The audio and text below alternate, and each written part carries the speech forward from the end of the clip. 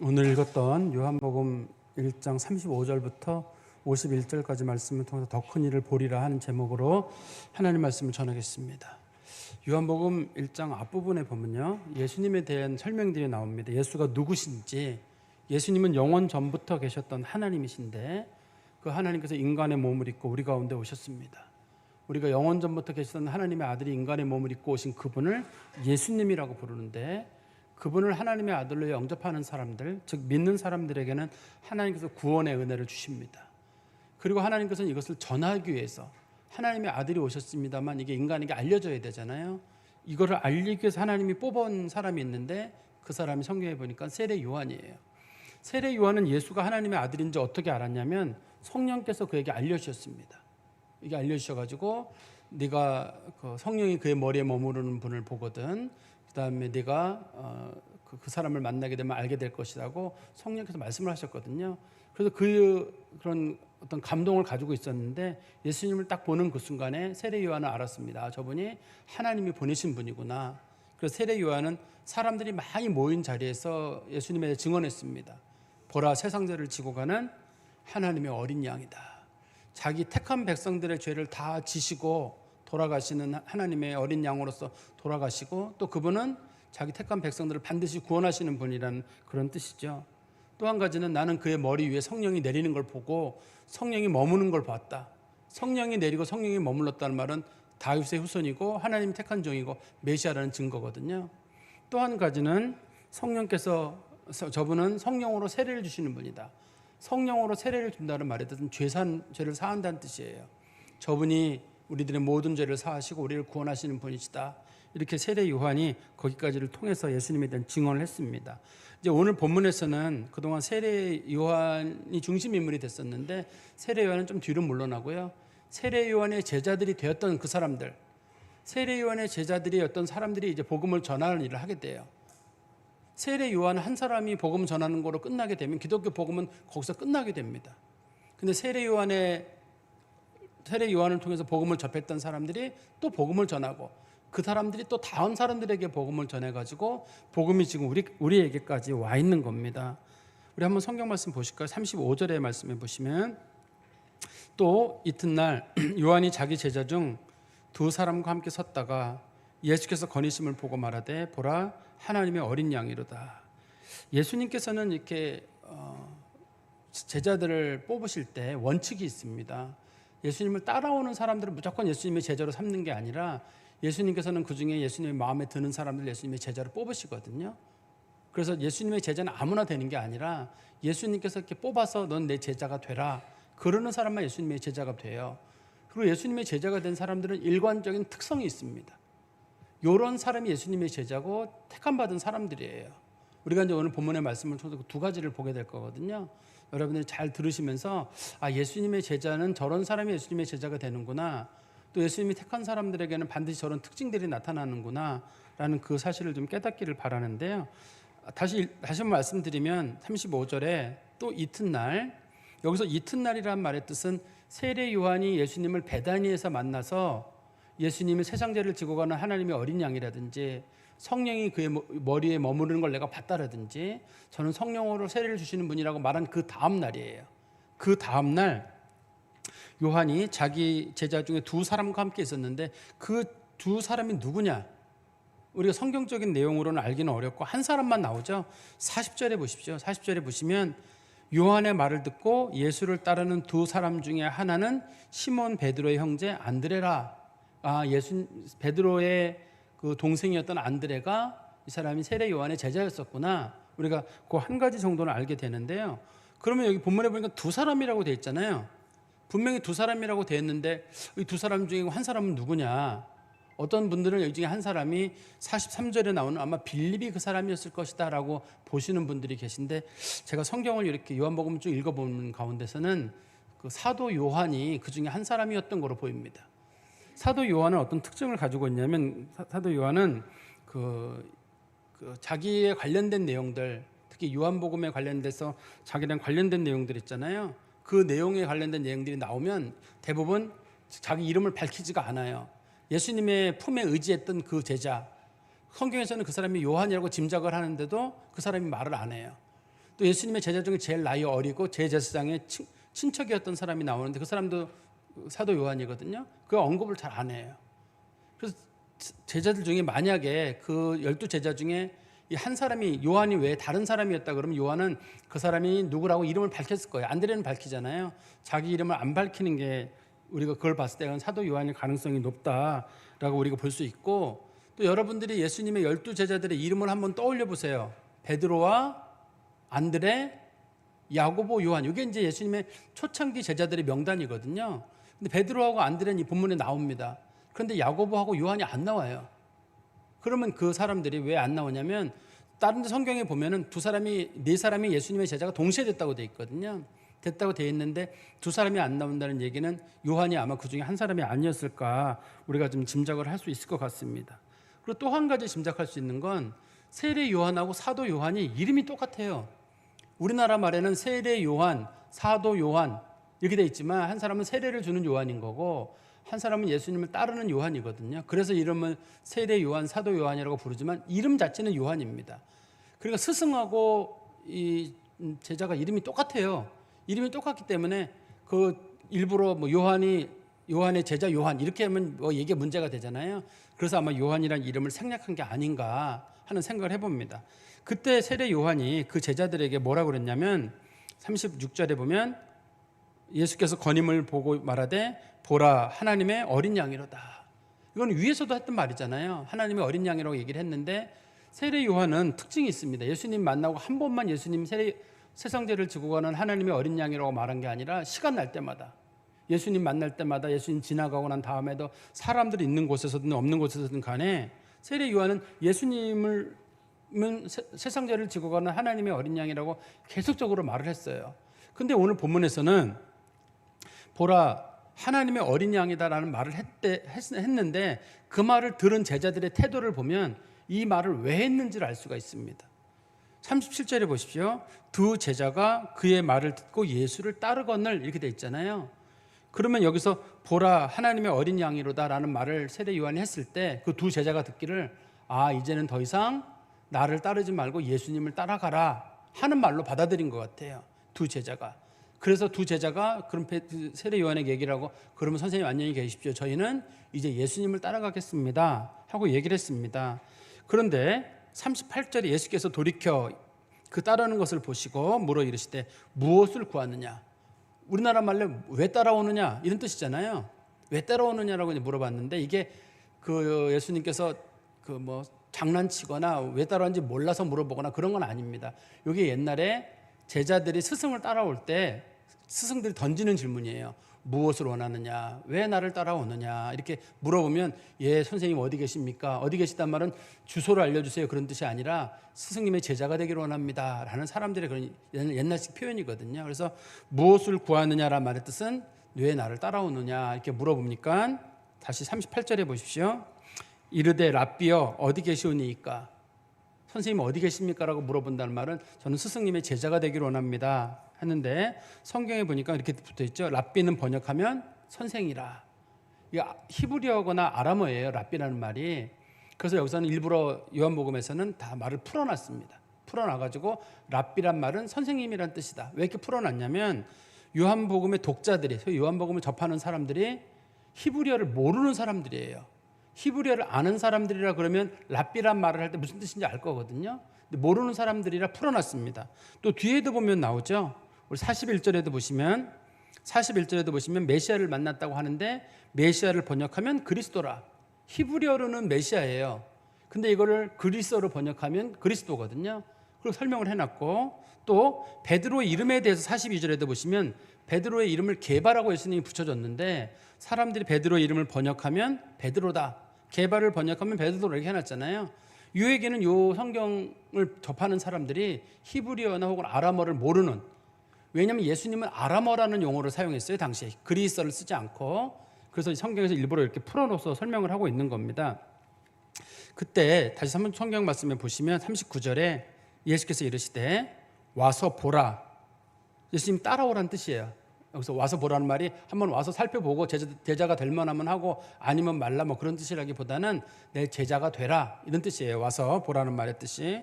그러므로 그들이 가서 계신 데를 보고 그날 함께 거하니 때가 10시쯤 되었더라.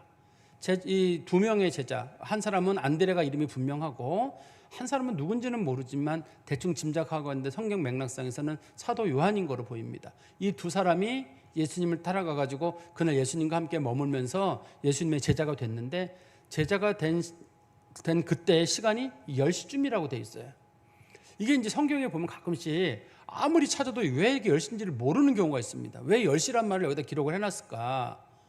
어떤 분들은 여기다 영적인 의미를 부여해가지고 오전 제사와 오후 제사가 다 마친 시간이다 이렇게 의미를 부여하는데 그러기는 좀 쉽지 않은 것 같고, 제가 성경적인 내용만 놓고 봤을 때는 이 말씀을 기록한 게 사도 요한이 기록을 했잖아요. 사도 요한이 기록했을 때 우리가 예수님의 제자가 되었을 때, 처음 제자가 되었을 때, 즉 예수님께서 두 명의 제자를 처음 뽑으셨을 때, 그때가 세례 요한이 예수님 만나고 그 다음날 예수님 지나가다가 한번 만난 그 다음날 오전 10시였다라고 해가지고 역사성을 두고 있는 거예요. 실제로 정확하게 있었다는 사실을 기록을 하고 있는 겁니다, 이거를. 근데 이제 성도들 중에는 조금 성경을 아시는 분들은 나는 신약시대 성경을 잘 알아. 그래서 시간을 보면 10시 거기다가 6을 더하면 오후 4시 뭐 이런 식으로 떠올리시는 분들이 계세요. 근데 보통 경우 마태, 마가, 누가복음이나 뭐 사도행전이나 그런 데 나오는 대부분의 시간들은 6을 더하면 현재 시간이에요. 그렇지만 요한복음에 나오는 시간만은 유독 오늘날의 시간하고 똑같아요. 성경 시대에 계산할 때 이 계산하는 법이 여러 종류가 있거든요. 그중에서 요한복음은 12시를 기준으로 시간을 계산하는 로마식 방식을 따르고 있기 때문에 12시, 여기서 말하는 10시는 오늘날의 10시예요. 뒤에 가면 이제 수가성 여인 있잖아요. 수가성 여인이 예수님 만나는데 제6시라고 돼 있거든요. 어떤 분들은 거기다 어떻게 스토리를 만드냐면 제6시 거기다 6을 더하면 12시, 12시면 사람들이 안 다니는 시간, 안 다니는 시간에 다니는 여자는 매춘 여성, 그러므로 그 여자는 매춘 여성, 이렇게 스토리를 만드는 분이 계세요. 근데 요한복음에 이 여자가 예수님 만난 시간은 6시예요. 저녁 6시인지 아침 6시인지는 모릅니다만 뒤에 보면 짐작은 할 때는 예수님하고 그 사람하고 만나고 난 다음에 사람들이 예수님에게 이 동네에서 주무시고 가시라고 얘기하는 걸 보면 저녁 6시일 가능성이 높겠죠, 성경적으로는. 왜냐하면 예수님과 제자들이 하루 종일 걸어와서 수가성에서 그 여인을 만나거든요. 그때는 저녁 6시라고 보는 게 성경적인 내용으로 맞지, 거기다 스토리를 막 붙여가지고 난 6이 맞아. 그래도 나는 그렇게 목사님들께 설교를 많이 들었고 나도 그렇게 주석책도 그렇게 된 게 많아요. 그런데 뭐가 문제가 되냐면 예수님이 십자가에 달려 돌아가신 시간이 공간복음하고 요한복음이 달라요. 근데 요한복음을 우리가 아까 제가 말씀드린 대로 거기다가 6시를 더하지 말고 현재 시간으로 그대로 하면 예수님 돌아가신 시간의 순서가 맞아요. 맞는데 만약에 6시를 더하게 되면 예수님께서 십자가에 한번 올라가셨다가 여러분들의 상상력을 채워주기 위해서 한 번 또 내려왔다가 또 한 번 올라가야 돼요. 십자가에 2번 올라가야 돼요. 그렇기 때문에 억지로 내 상상력이나 내가 들었던 얘기에 꽉 맞추려고 하지 마시고 요한복음의 시간은 오늘날의 시간이다. 10시라는 말의 뜻도 큰 의미가 있다기보다는 예수님의 첫 제자들이 예수님의 제자가 된 그날은 세례 요한 만난 그 다음 날 오전 10시다라고 이렇게 시간의 정확성을 거기다 남겨두고 있는 것 같습니다. 그리고 41절에 보시면 요한의 말을 듣고 예수를 따르는 두 사람 중에 하나는 시몬 베드로의 형제 안드레라. 이제 안드레라고 하는 사람이 여기 처음 등장하죠. 그리고 이 안드레가 예수님을 만나고 난 다음에 곧바로 뭐 하나요? 자기 형 찾아가는 거예요. 자기 형 찾아가서 형한테 가서 예수 믿으라고 하는 겁니다. 41절에 보십시오. 그가 먼저 자기 형제 시몬을 찾아 말하되 우리가 메시아를 만났다 하고, 메시아를 번역하면 그리스도라. 데리고 예수께로 오니 예수께서 보시고 이르시되 내가 요한의 아들 시몬이니 장차 게바라 하리라 하시니라. 게바는 번역하면 베드로라. 여기 보니까 성경 말씀 복음 전해지는 순서를 보세요. 제일 먼저 그리스도 예수에 대한 것, 만세전에 계셨던 하나님의 아들 예수, 말씀이 육신이 되어 오신 분에 대한 내용이 기록이 되어 있고, 그 말씀을 전하기 위해서 누가 제일 먼저 역사하시냐면 성령께서 제일 먼저 역사하셔가지고 세례 요한에게 감동을 주게 됩니다. 세례 요한이 그 감동을 받아가지고 자기 제자들 2명에게, 안드레와 사도 요한으로 짐작되는 사람에게 얘기를 하죠. 그러면 안드레와 사도 요한이 어떻게 하느냐? 이 안드레는 복음을 받자마자 곧바로 자기 형 베드로를 만나요. 그래서 형 예수 믿으세요 이렇게 얘기하는 거고, 이 내용상은 안 나옵니다만 사도 요한도 복음을 받은 다음에 자기 동생 야고보를 만나가지고, 형이든 뭐 동생이든 간에 야고보를 만나가지고 예수 믿으라, 이런 식으로 복음을 전하게 되는 거예요. 복음을 전하는 사람들은 반드시 복음을 전해야 됩니다. 이거를 만약에 세례 요한이 그렇게 뛰어난 인물이에요. 근데 입이 무거워요. 복음을 안 전해요. 그러면 기독교는 세례 요한 한 사람이 알고 있는 걸로 끝나는 거예요. 그다음에 이 안드레하고 사도 요한이 복음을 알고 있다. 예수를 만났다. 근데 그 사람들이 입이 무거워서 말을 안 해요. 그러면 복음은 거기서 끝나는 거예요. 기독교 문 닫게 하는 거 간단합니다. 입 무거운 사람들이 복음 안 전하면 끝나요. 그거로 다. 우리가 왜 우리나라를 걱정할 때 다음 세대들이 걱정이다. 애들을 안 낳는다. 결혼을 안 하고 아이들을 안 낳는다. 물론 우리 시대적 특성도 있고 여러 가지가 있죠. 결혼 못 하는 데도 이유가 있고 아이들 안 낳는 데 이유가 있죠. 그렇지만 결과적으로는 나라가 축소되거나 인구 소멸의 위기에 놓인다고 하잖아요. 그런 것처럼 한국 교회도 마찬가지죠. 한국 교회가 줄어든다. 직접적인 이유는 뭐냐면 복음을 안 전하기 때문이에요. 안 전합니다. 우리는 입이 무거워요, 다들. 그래서 요즘 한국 교회에서도 하는 말 중에 가정에 가서는 절대 하지 마는 게 정치 얘기하지 마라. 두 번째는 종교 얘기하지 마라. 안 해요. 1절. 예수 믿으라는 얘기 안 합니다. 괜히 그 분란이 일어날까 봐 안 하거든요. 근데 어떻게 복음 전도가 이루어질 수 있고 어떻게 구원 역사가 일어날 수 있어요. 근데 본문에 보면 안드레가 제일 먼저 자기 형 만나가지고 베드로에게 예수 믿으라고 얘기를 하는 거죠. 그래서 베드로가 예수님을 만나게 되는데 여기 보면 베드로에 대한 정보가 거기 나오는데 베드로의 공식 이름이 원래 이름이 시몬이에요. 시몬이라는 이름을 가지고 있는데 시몬이라는 이름이 너무 많아요. 당시에. 또 얘는 성이 없잖아요. 김씨, 익씨, 박씨 같은 성이 없어요. 유대인들은. 성이 없으니까 유대인들은 성이 만들어진 아주 최근 일입니다. 유대인들. 그래서 성이 없으니까 그러면 누구의 아들 시몬이라고 불러야 되니까 그의 아버지의 이름이 나오죠. 42절에 보시면 요한의 아들 시몬 이렇게 돼 있어요. 근데 다른 성경에는 요한의 아들이라고 돼 있지 않고 요나의 아들 시몬이라고 돼 있습니다. 왜냐하면 요나라는 말의 뜻이 신약 성경의 요한과 똑같은 이름이에요. 구약 시대에는 이거를 요한을 요나라고 불렀거든요. 그래서 다른 성경에서는 바요나 시모나 이렇게 부르고 여기서는 바요한 시몬 이렇게 부르죠. 요한의 아들 시모나라고 부릅니다. 그런데 그의 이름을 보고 예수님께서 그에게 나중에 그가 신앙 고백을 할 것을 보시고 그에게 이렇게 말씀하셨어요. 장차 게바라 하리라. 게바란 말은 아람어예요. 히브리어 같은 단어거든요. 게바라고 예수님 이름을 줬어요. 우리나라 말하면 이제 바위라고 이름을 줘준 거죠. 이름을 줘줬는데 사람들은 사도 베드로의 이름이 다들 베드로로 사람들이 불렸을 거로 생각하나 봐요. 아무도 베드로라고 부르지 않았습니다. 예수님 살아계실 때는. 왜냐하면 예수님은 그리스어를 안 쓰셨어요. 예수님은 히브리어나 아람어만 사용하셨기 때문에 예수님은 계속 게바라고 불렀는데 베드로라는 이름은 선교 사역을 시작하면서부터 그의 이름이 베드로라고 알려지는 거예요. 사람들에게 오늘날 여러분들이 알고 있는 베드로는 예수님께서 그의 이름을 져주셨을 때는 게바입니다. 이렇게 이제 말씀을 설명하고 있는 거죠. 그래서 이 복음을 전하는 일이 우리 그리스도인들에게 사명과 같아요. 좀 전에 제가 말씀드렸지만 안드레가 입이 무거워서 복음을 안 전했다. 베드로가 복음을 안 전했다. 그러면 거기서 끝이에요. 근데 이 사람들은 이게 사명이라고 생각하고 의무라고 생각했어요. 근데 어떤 분들은 목사님 그렇게 강조를 하셔도 저는 복음을 안 전합니다. 제가 복음을 전하게 되면 가정에 불화가 일어날 수 있고 저는 시간이 없습니다. 저는 복음을 전하는 일을 별로 하고 싶지 않습니다. 그거는 선교사님들이나 목사님들이 하시고 저는 못합니다. 그거에 대한 답이 있습니다. 성경에 보시면 고린도전서 9장 16절입니다. 내가 복음을 전할지라도 자랑할 것이 없음은 내가 부득불할 일임이라. 만일 복음을 전하지 아니하면 내게 화가 있을 것이로다. 바울이 이 말을 왜 했냐면 사람들이 바울에게 칭찬을 했어요. 당신은 어쩌면 그렇게 복음을 열심히 전하십니까? 하니까 바울이 말하기를 전하고 싶어 전하는 게 아니라 내가 복음을 전하지 않으면 하나님 앞에 벌 받아. 나는 그 벌 받는 게 무서워서 복음을 전하지 않을 수가 없어. 우리식으로 말하면 여러분들 같은 담대한 분들은 그런 거잖아요. 나는 벌을 받아도 안 전할 거야. 우린 그런 거죠. 우리는 자신감이 있기 때문에 아무리 뭐 하든 뭐든 난 절대 안 전해. 이렇게 우리는 그 정도로 마음이 단단한 사람들인데 바울은 겁이 많은가 봐요. 하나님 앞에 벌 받을까 봐 아주 복음을 간절한 마음으로 전했거든요. 그러니까 복음을 전하는 건 의무고 사명이에요. 반드시 제일 가까이 있는 가족들에게 이제 옆에 있는 사람들에게 복음을 전해야 되는 일입니다. 지금 본문에 보면 베드로에게 복음을 전한 것까지는 가족들에게 복음을 전한 거잖아요.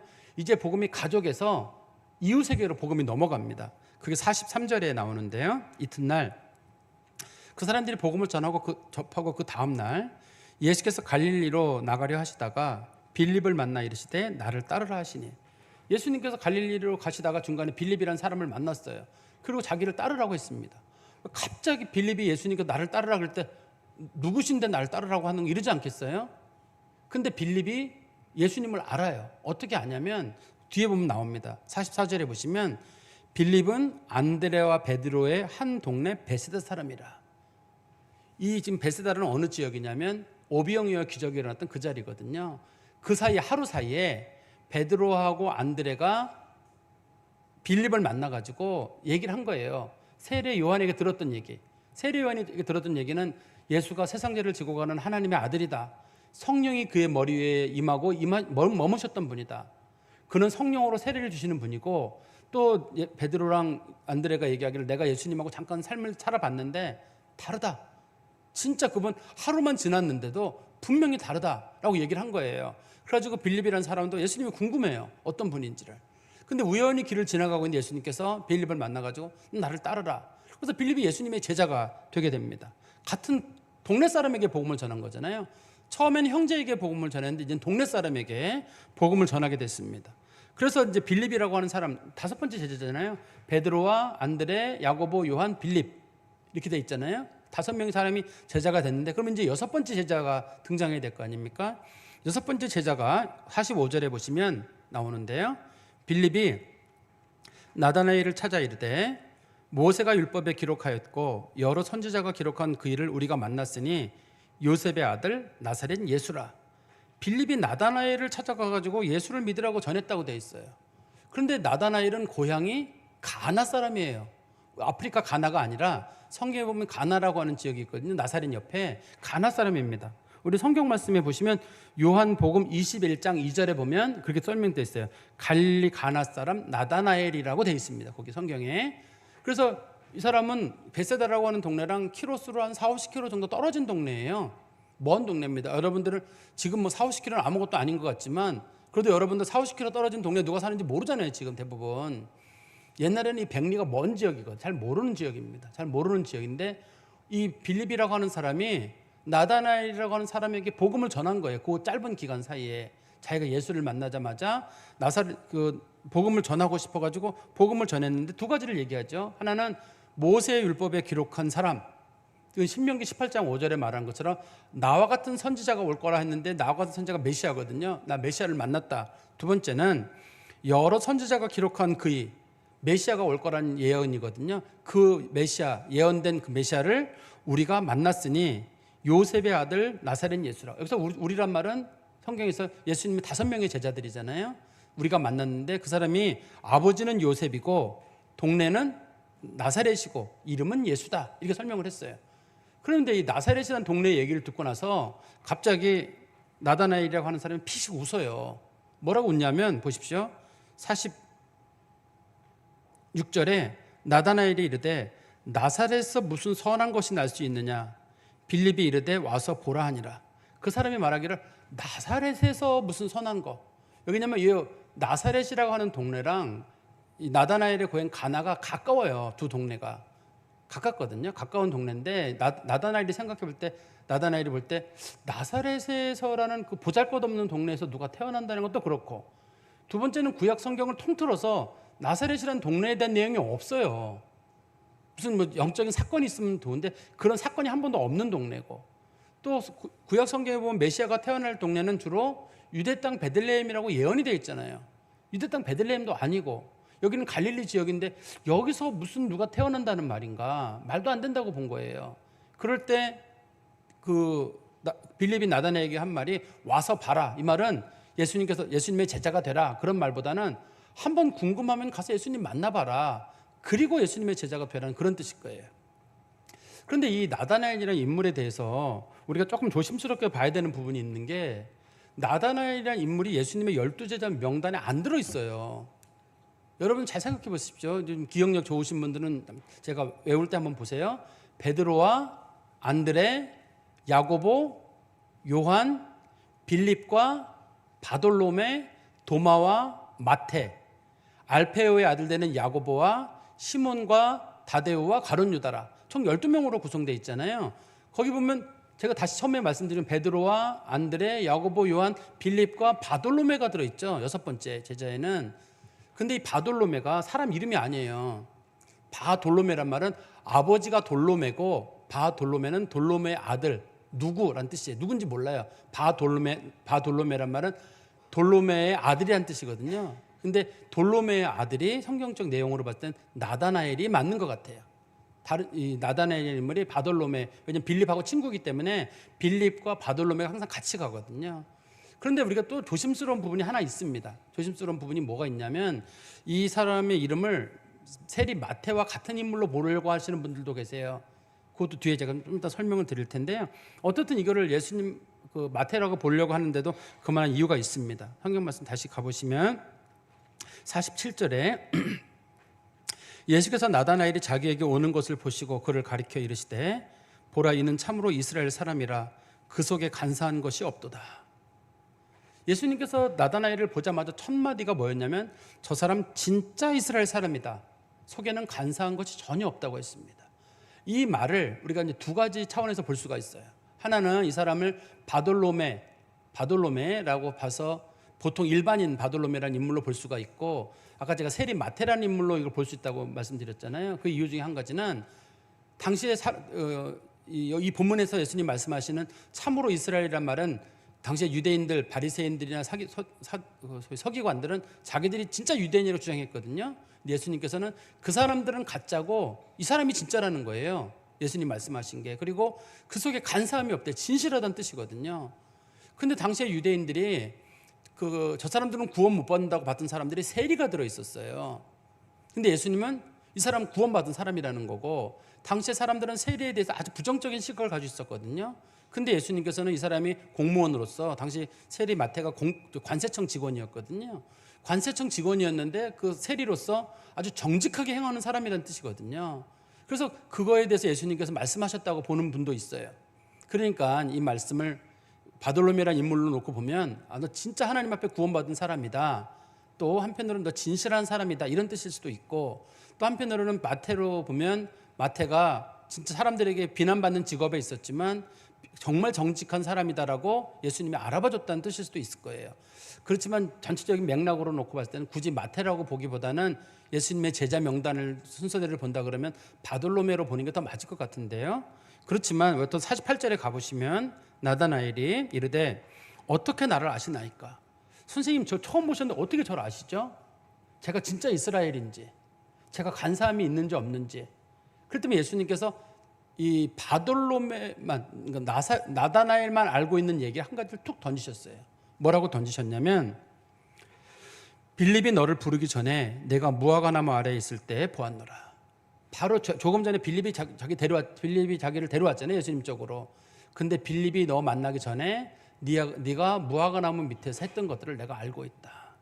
근데 내가 간사함이 없다는 말, 참 이스라엘이라는 말의 뜻을 연결해 보면 그날 그 시간에 그 자리에서 나다나엘이 하나님 앞에 조용히 기도를 하고 있었던 것 같아요. 조용히 기도를 하고 있었던 것 같은데 그날 그 기도한 내용은 누구만 알고 있냐면 하나님만 알아요. 하나님만 알고 있는데 그거를 예수님이 얘기를 하시는 거예요. 그때 너 무화과나무 밑에서 기도했지? 이런 내용 기도했지? 내가 다 알고 있어. 우리로 말하면 예수님께서 우리가 예수님을 딱 만났는데 너 그날 예배 시간에 두 번째 줄 가운데 앉아가지고 하나님 앞에 이런 문제 놓고 조용 속으로 기도했지? 아무도 모르는 거잖아요. 근데 예수님이 딱 말하면서 그때 그 기도 내가 들었어.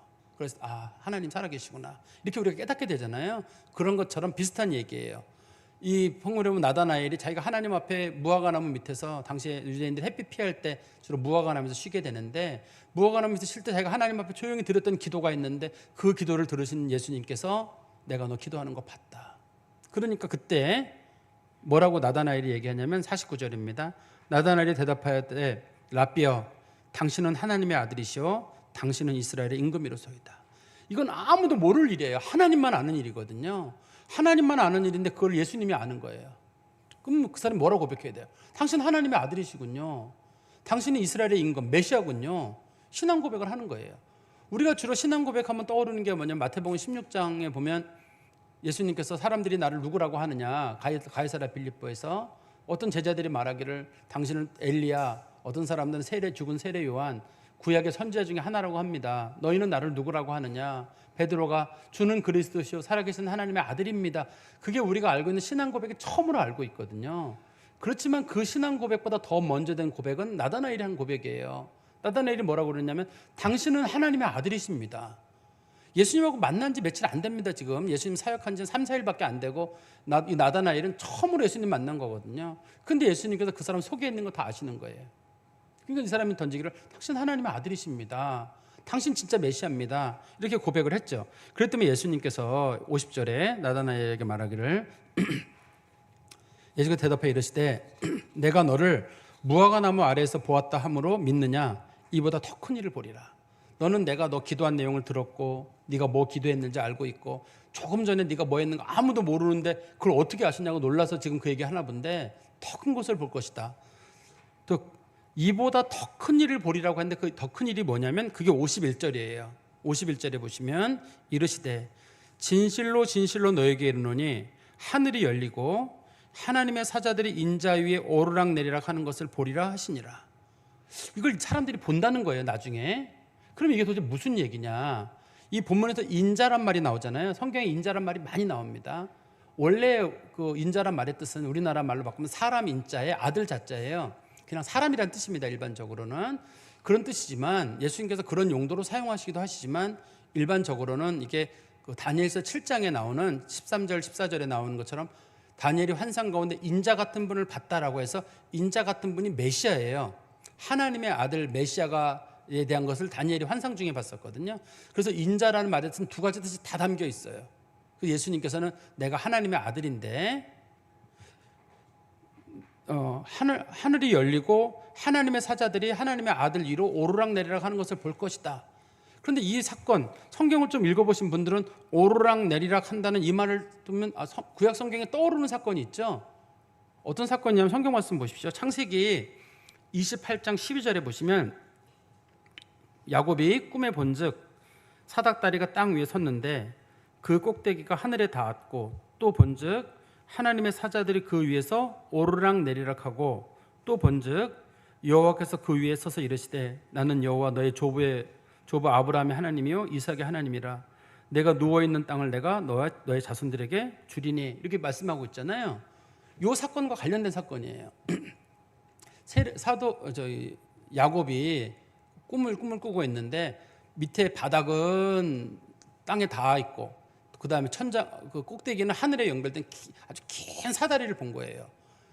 이게 하나님하고 연결되어 있는 사다리인 거잖아요. 나무로 된 사다리가 있는데 그 사다리가 깊이 연결되어 있는 거예요. 그래서 이 야곱이 기도하는 내용들이 전부 다 하나님 앞에 올라가고 또 하나님이 주시는 응답을 그 천사들이 들고 내려와 가지고 하나님의 천사가 말하기를 하나님이 말씀하시기를 나는 너의 조부 아브라함의 하나님 이삭의 하나님이고 이 땅을 너와 너의 후손들에게 주겠다고 말씀하셨다. 그걸 이제 야곱이 들은 거예요. 그러니까 이 본문에서 나무가 설명하는 게 하나는 하나님과 소통하고 있는 내용이 두 가지 같이 들어있잖아요. 그것을 예수님께서 하시는 말씀은 뭐냐면 나중에 예수님이 십자가에 매달린 모습에 대한 설명이에요. 십자가가 땅에 딱 세워지거든요. 공중은 열려 있어요. 하나님께서 그 공중에서 그 십자가를 보시는 거거든요. 십자가를 통해 가지고 하나님과 인간이 연결되는 거예요. 야곱의 상태에서는 주로 사다리를 통해 가지고 천사들이 오르락내리락 하는 모습이지만 십자가를 통해서 하나님과 인간이 연결되는 겁니다.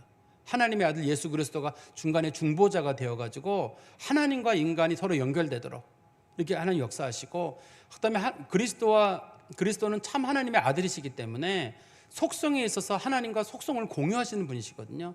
항상 소통하시고, 그가 십자가에 매달렸을 때에도, 그가 무덤에 내려가셨을 때에도 항상 하나님과 소통하시는 분이시거든요. 그래서 예수님이 이 말씀을 통해 가지고 내가 나중에 내가 십자가에 달려서 하나님과 인간을 연결하는 모습을 내가 보게 되거든. 그때 내가 더 놀라운 일을 깨닫게 될 것이다. 십자가는 하나님과 인간의 화목을 이루고 구원을 이루는 수단이 된다는 사실을 내가 볼게 될 것이다 라고 예수님이 이제 말씀을 하신 겁니다. 제가 좀 말씀을 정리해서 말씀드리면, 지금 복음을 전하는 순서를 다시 한번 좀 기억을 해주세요.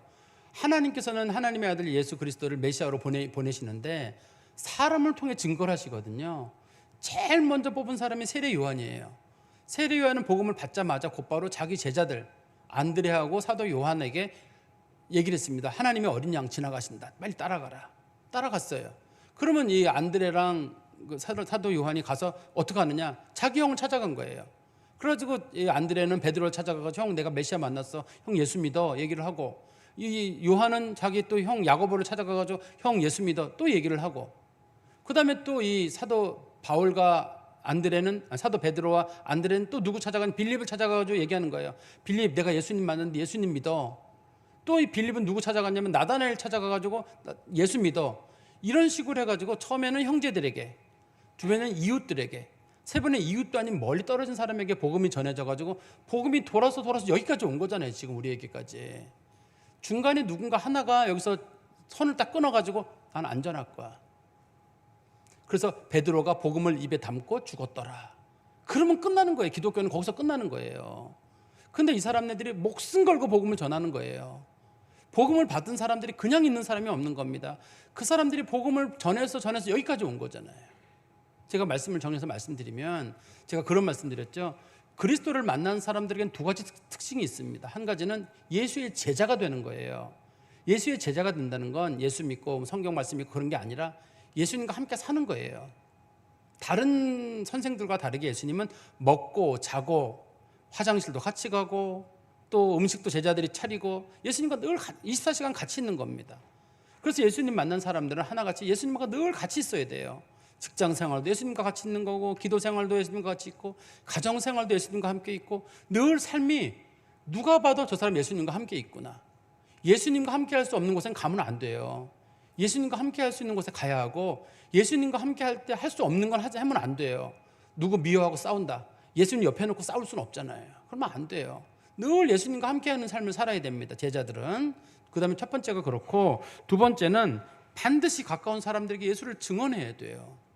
내가 만난 예수에 대한 얘기를 반드시 해야 됩니다. 그것을 하지 않으면 사도 바울이 말했던 것처럼 분명히 우리에게 화가 임한다는 생각 때문에, 나 한 사람 때문에 복음이 끊어지면 어떻게 돼요? 복음의 역사는 끊어지지 않고 계속적으로 전해져야 되는데 나 한 사람 때문에 어떻게 해야 돼요? 반드시 복음을 전해야 되잖아요. 제가 초두에도 말씀드렸었는데 지금 우리 사회는 복음을 안 전해요. 그러다 보니까 기독교가 점점 줄어들어요. 사람들은 전부 시대를 핑계댑니다. 누가 요즘 교회 다니나요? 뭐 인터넷을 통해서 하고 있고, 뭐 교회가 어쩌고 저쩌고 다 좋아요. 근데 하나님께서는 우리에게 말씀하시기를 너는 복음을 전했느냐라고 물어볼 거거든요. 근데 우리는 말하기를 내가 왜요? 목사님도 계시고 전도부도 있고 다른 사람도 있는데 저는 싫어요. 반드시 복음을 전해야 되거든요. 그리스도인들은 예수를 만난 사람들의 특징은 예수와 함께 동행하는 게 첫 번째고, 두 번째는 반드시 전해야 돼. 이게 예수 믿는 사람들에게 나타나는 공의 특징이에요. 그 사람 누군가 가서 복음을 전해야지만이 복음이 전해지거든요. 하나님은 전도에 미련한 방법으로 구원의 역사를 이루시기 때문에 누군가가 가서 꼭 복음을 전해야 돼요. 근데 요즘 우리가 그걸 하냐는 거예요. 하지 않는 정도가 아니라 복음을 전하는 사람 보면 불쾌해하죠. 제가 예를 하나 드릴까요? 저 신학교 다닐 때인데, 총신 다닐 때였는데, 저보다 1년 후배 중에 하나가 그 등치는 저보다 더 커요. 근데 그분이 그 결혼식 예복에 앞에가 예수천당, 뒤에가 불신지옥이에요. 오바로크를 크게. 그래서 제가 이제 그 사모님 만날 일이 있어가지고 물어봤어요. 저기 양복 저렇게 하면 되냐고 그랬더니 다른 건 따로 있지 그랬더니 똑같아. 양복이 두 개가 있는데 다 똑같아. 저렇게 예수천당, 불신지옥. 신학교 다닐 때도 시간 나면 예수천당, 불신지옥. 나가서도 웬만하면 차 안 타고 예수천당, 불신지옥 계속 외치는 거예요. 아마 그런 분들이 여러분 우리 주변에 우리 목사님들이나 누가 계시면 아유 그냥 조용히 좀 믿지. 저렇게까지 좀 떠들어야 되나? 아마 그러지 않으실까요? 또 우리가 젊은 시절에 우리가 지하철 타면 복음 전하는 분들이 계셨어요. 전 예수 믿으라고 그러고 뭐 당 예수 믿으세요. 빨리 회개하세요. 그러면 우리가 옆에서 힘내라 그러고 막 돈도 좀 집어주기도 하고 뭐 저도 교회 다녀 이랬거든요. 여러분 중에 점잖으신 분들은 시끄러워. 요즘 누가 저렇게 복음을 전하래? 내가 안전할 뿐만 아니라 복음 전하는 사람 보면 시끄러워요. 누가 전도지 나눠주면 왜 전도지 나눠주냐 그러고, 예수 믿으라 그러면 왜 예수 믿는 소리 떠들라 그러고, 안전할 정도가 아니라 복음 전하는 사람이 정말 지금 이렇게 내려 보이나 봐요. 그리고 내 가족들에게도 복음을 안 전하는 거예요. 왜냐하면 교회 가정, 요즘은 정치 얘기나 뭐 종교 얘기 못 하고 있잖아요. 내 가족이 죽든 말든 우리는 안전해요. 나만 믿으면 된다, 그런 생각만 있는 것인지. 그래서 결과적으로 한국 교회 감소가 됐는데, 이 감소된 원인의 책임이 누구한테 있나요? 저는 우리한테 있다고 생각해요. 우리나라도 처음에 선교사들이 올 때 언더우드나 아펜젤로 바로 오기 전에요, 우리나라에 큰 박해가 있었거든요. 병인 양육팀에. 그래서 당시에는 주로 가톨릭 교도였는데 2만 명 중에 5천 명이 죽었나 그래요. 당시에 많이 죽었습니다. 우리나라 정부에 의해서 많이 죽었는데, 그래서 선교 금지국이었지만 미친 젊은이들, 언더우드나 아펜젤러 같은 사람들이 우리나라에 들어온 거예요. 그 사람들이 우리나라 와서 복음을 전했고, 상당수의 선교사들은 선교도 못 해보고 죽었어요. 풍토병 때문에 물이나 음식물이 안 맞아가지고 그냥 죽었어요. 그런데 그들의 가족들이 또 오고 또 오고 해서 복음이 전해서 지금 우리가 복음을 받는 거잖아요. 근데 우리가 그 일을 똑같이 해야 되잖아요. 가까이서 전하고 멀리 가서 전하고, 그 일을 우리가 해야지만이 하나님의 나라가 세워지고 당연히 예수 믿는 사람들의 도리가 이루어지는데, 지금 우리가 그게 안 되고 있다는 생각이 들어요. 한번 우리들 자신을 잘 돌아보시고, 내가 예수를 만난 사람이 맞나? 예수를 만난 사람이 이거 꼭 해야 되거든요. 예수님과 꼭 동행하는 삶, 어딘지 예수님과 같이 가고, 예수님 갈 수 없는 곳에 가면 안 돼요.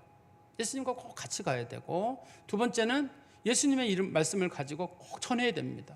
가족들에게도 전하시고, 서먹서먹할지도 모르고 혹시 관계가 틀어질까 봐 걱정할지도 모르겠는데 그래도 전해야 돼요. 교인 숫자 늘리려고 그러는 게 아니에요. 그 사람들 지옥 가잖아요. 하나님의 아들 영접하지 않으면 지옥 가요. 영접하는 자, 그 이름을 믿는 자들에게는 구원의 은혜를 주시지만, 그러니까 우리는 누군지 모르는 사람들, 하나님 택한 백성 모르잖아요. 우리는 꼭 전해야 됩니다.